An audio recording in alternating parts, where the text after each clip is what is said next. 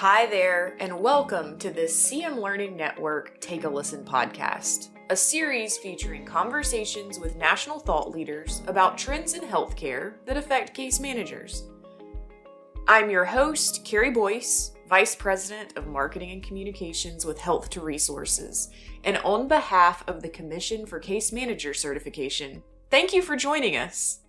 Today's episode is a continuation of a conversation featuring Dr. Ben Miller.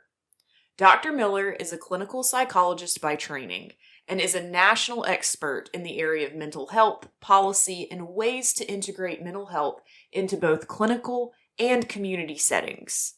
Most recently, Dr. Miller was president of Wellbeing Trust. Prior to joining Wellbeing Trust, Dr. Miller spent 8 years as an associate professor in the Department of Family Medicine at the University of Colorado School of Medicine, where he was the founding director of Eugene S. Farley Jr. Health Policy Center.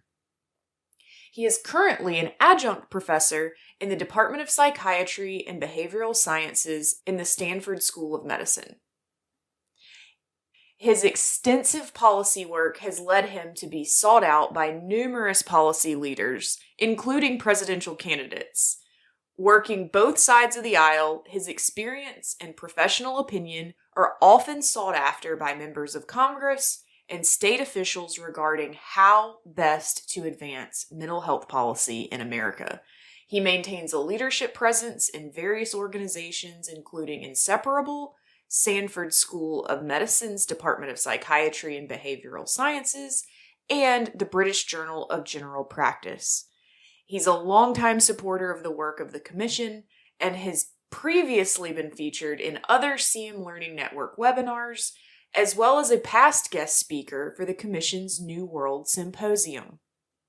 The Commission recently released a CM Learning Network webinar featuring Dr. Miller as a guest speaker, titled Recentering Mental Health, where he discussed integrated case management and how case managers can play a larger role in connecting clients to needed mental health resources.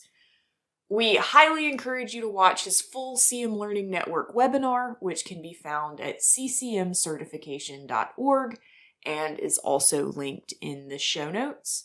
And with that, here's the conversation I had the privilege of having with Dr. Miller following his presentation. Ben, thank you so much for this presentation. Thanks for the opportunity to be here.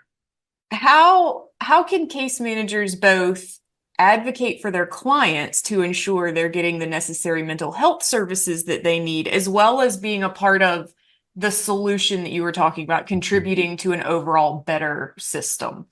Yeah, it's such a good question because I feel like those of us in the field, we've learned the tricks of the trade, right? We've learned we know where to go. Okay, if I call this person, they'll get me in tomorrow. You learn these little nuances. And so the first and probably most important thing that I think you all can do is to try and share some of those learnings that you've amassed over the years about kind of how to get somebody in, intricacies of that system, the system with each other. And I know you have great platforms to do this, including this forum. But to me, I don't feel like we share enough about these tricks of the trade. Okay. Secondly, I do feel like as a field, you all have an opportunity to come together and perhaps even begin to think about what role you can play to do more for mental health. And it might mean, I am speaking outside of school here, but it might mean that there's a new certification that's offered for mental health that people go through and they get certified in mental health, and it makes them eligible to do mental health interventions with some clients. It might mean that there's continuing education or medical education opportunities that kind of position you have to have a certain number of mental health CMEs or CEs before you're able to get in the field. I don't know what it is, but all I know is that you all are going to be in situations where someone is going to need something from you. And I just want to make sure that you've got the skills to handle it. Because, and this is almost horrible to say, Keri, but referrals are, they are a necessary evil.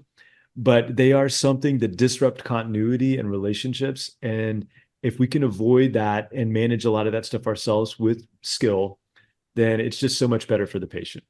Yeah, and actually that kind of leads into my next question. So I know you were talking about that it took years to be able to get to where we are now, and it will take years for Yeah. us to be able to come up with a solution. What are some key indicators that Mhm. our case managers might be able to identify, in the next 6 months, a year, as a part of their practice that says they're going in the right direction? Well, I mean, I'm going to just wave my magic wand and pretend that you guys can collect all these data. But I mean, key indicators for me are, does a patient feel like they are okay? They're Mhm. better. I mean, it's very subjective, but yet I feel like we don't ask that question enough. And what we do is we look at other measurable outcomes that are good for some people, but not really great for the patient. I mean, when was the last time a patient cared what their PHQ-9 score was? They don't care about that. They want to feel better. They want to feel better. And this is like one of the most egregious missteps we've made in mental health, is that we've treated mental illness and mental health as if they're the same thing.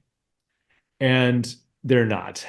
And it's just like, what we've got to do is we've got to instill this notion that mental health is foundational to their health, which means you can measure, does a person feel okay?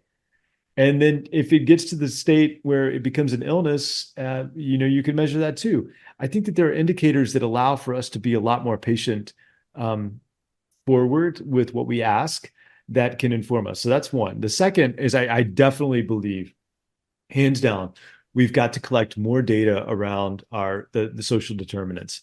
And I know folks are moving in this area, but I was just a part of a committee hearing not too long ago with the National Academies, and the very few systems that have integrated social data within their EHRs, they all talk about how beneficial it is, but it's not often done.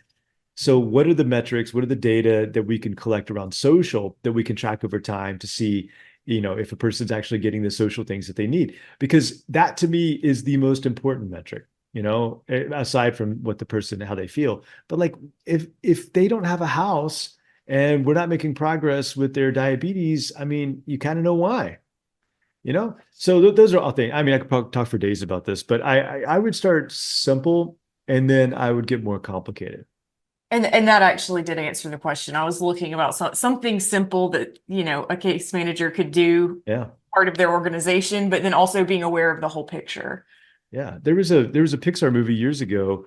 Um, my kids watched a lot, and it was about this robot that was all about healthcare. It was Big Hero 6 is the name of it. Go watch it if you haven't seen it. And the robot would only shut down after you answered the question. He would say something like, "Were you satisfied with your healthcare experience?" And then he would shut down if the answer was yes. And if not, he would keep going. Like, I don't think we ask those questions very often, especially for mental health. So love it. I love that.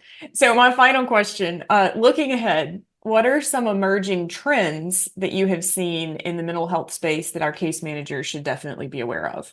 I mean, one, I do think the trend that is not necessarily a great trend, but it's one that we're seeing a lot, is this move to have technology become the first front door for many people. And while I get from an efficiency standpoint that might be good, I do think that we need to pay attention to how we leverage that technology and not allow it to replace these fundamental relationships that we have with each other. So technology's got a role to play there. But so I think the trend is seeing like more technology first, which I don't think is necessarily a great thing, but we need to pay attention to it. The second is what I described to you guys all about who's doing what. So I think this is the biggest trend. I mean, there are states now that are passing legislation to allow for other folks who are not licensed clinicians to demonstrate competency in mental health and then go out and bill Medicaid for mental health. I think that's brilliant. So that's going to be a big deal, and I think that this community, especially, will have an opportunity to play in that sandbox. Yeah. Ben, thank you so much. This has been such a great session, and we appreciate your time. Absolutely. Thank you for inviting me back, and it's good to be here, and I look forward to the next time. To everyone listening, thank you for tuning in to this Commission for Case Manager Certification Take a Listen podcast. If you would like to learn more about today's topic, we offer an expanded webinar featuring Dr. Miller in our CM Learning Network. You can find this webinar along with many other valuable resources at ccmcertification.org. And on behalf of CCMC, thank you for your ongoing support and interest in the Commission.